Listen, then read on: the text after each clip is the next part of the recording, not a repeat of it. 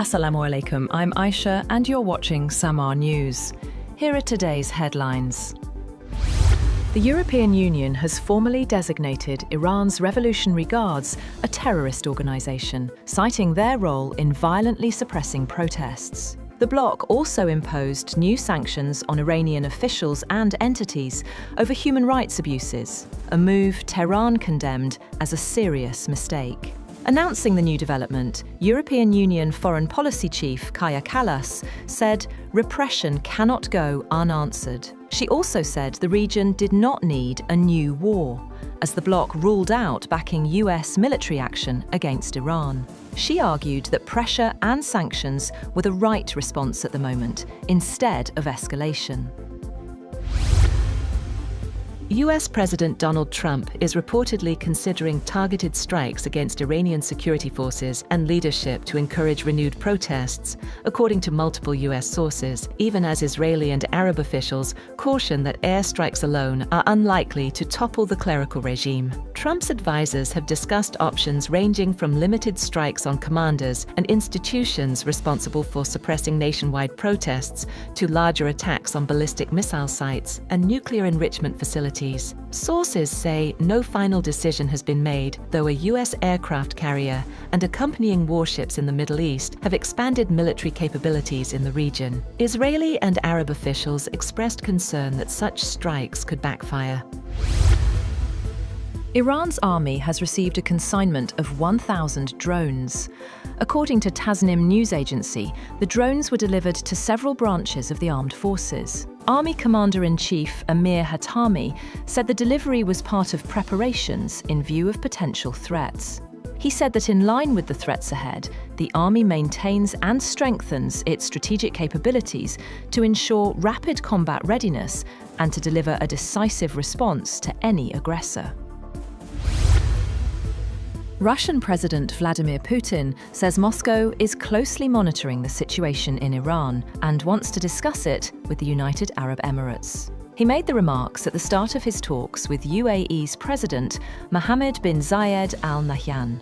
Earlier, the Kremlin warned that military action against Tehran could destabilize the region, following US calls for Iran to negotiate a new nuclear deal.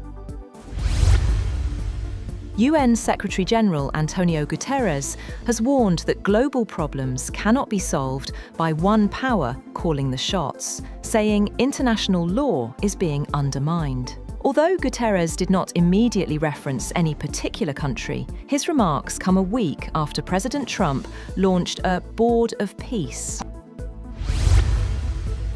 Chief of Defense Forces Field Marshal Asim Munir says the Pakistan Armed Forces are rapidly adopting modern technology and innovation to meet evolving battlefield challenges during his visit to Bahawalpur Garrison. He stressed adaptability, indigenization, and local preparedness, witnessed the Steadfast Resolve exercise featuring drones, electronic warfare, and modern command systems, and reaffirmed the military's readiness to defend Pakistan's sovereignty.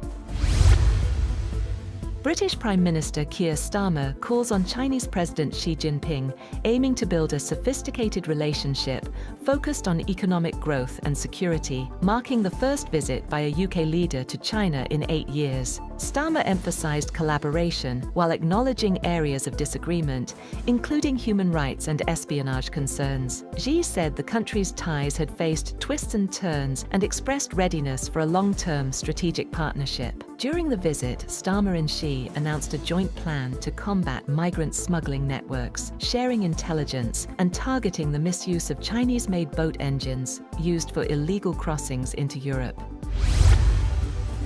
China's defense ministry says attempts to contain or block China are bound to fail, urging the United States to stop exaggerating what it called a China military threat.